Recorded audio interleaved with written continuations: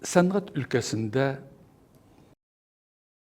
тарихи һәм гыйльми өлкәдә хезмәт итүче безнең шәхесләребез белән сөйләшкәндә, аларның фикерләре милләтне тел саклый, милләтне моң саклый, милләтне безнең мәдәниятебез саклый дигән катгый иттереп ышану бар.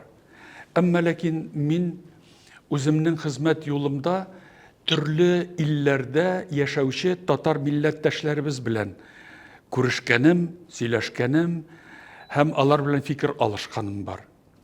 Мәсәлән, Швециядә яшәгән татарлар, Финляндиядә яшәгән татарлар, Америкада яшәгән татарлар, Япониядә яшәгән татарлар, Польшада яшәгән татарлар, Белоруссиядә яшәгән татарлар белән сөйләшкәндә, милләтебезне ничек саклыйсыз, кем саклый, нәрсә саклый дип әйткәндә, алар миңа безнең милләтебезне мәчет саклый, безнең милләтебезне дин саклый, дин белән бергә тел саклый, тел белән бергә безне моң саклый, безнең мәдәниятебез саклый дип әйтә. Димәк, чит илләрдә ана ватаннан аерылып яшәгән милләтебез, алар тирәнтен аңлыйлар. Дин булмаса, дин дә бетә. Шуңа күрә, әгәр динле булыйк дип әйтәбез икән, без динле булырга. Динебез булмаса, дил дә бетә. Төрки телдә тел дигән сүз, дил дигән сүз. Динсез, дилсез дигән. Шуның өчен динебезне сакларга кирәк. Телебез дә сакланачак.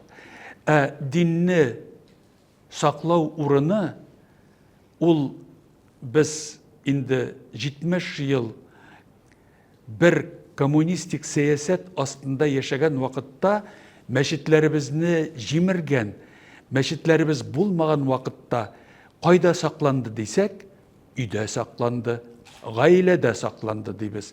Гаилә ничек саклады? Гаилә өйрәтте. Аллаһ Тәгалә күрә, Аллаһ Тәгалә белә. Булай эшләргә ярамый, гөнаһ була. Аллаһ Тәгалә җәзасын бирә дип өйрәткән.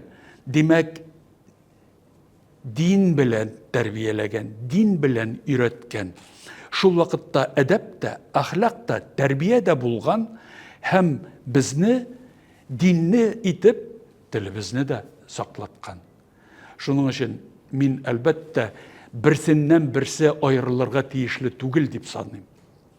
Динебез дә, телебез дә, моңыбыз да, шигъриятебез дә, безнең мәдәниятебез киң алганда да, алар бергә булган вакытта бер-берсенә тулайым китереп, гарәпчә әйтмешли, нурун галән нур, нур өстенә нур гына булачак.